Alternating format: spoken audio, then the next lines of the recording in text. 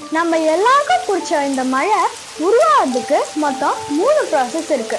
First evaporation, next condensation and finally precipitation.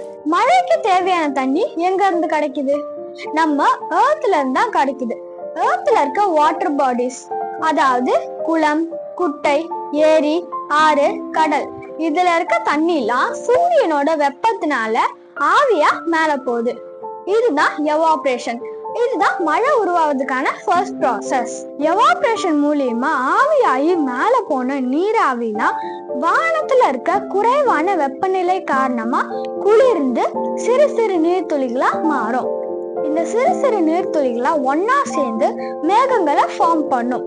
இதுதான் condensation. இப்படி நீர்த்துளிகள்லாம் ஒன்னா சேர்ந்து எடை தாங்க முடியாத அளவுக்கு பெரும் மேகங்களா உருவாகி நிற்கும். அப்போ பூமியில இருக்க புவி ஈர்ப்பு விசை காரணமா மேகங்கள் சிறு சிறு நீர்த்துளிகளா கீழே வந்து விழும். இதுதான் மழை. இந்த ப்ராசஸ் தான் precipitation சொல்லுவாங்க. இப்போ மேகம் எப்படி உருவாகுது, மழை எப்படி பெய்யுது அப்படின்றத பார்த்துட்டோம். இப்போ முக்கியமான டாபிக்கான மின்னல்னா என்ன, மின்னல் எப்படி உருவாகுது அப்படின்றத பார்ப்போம்.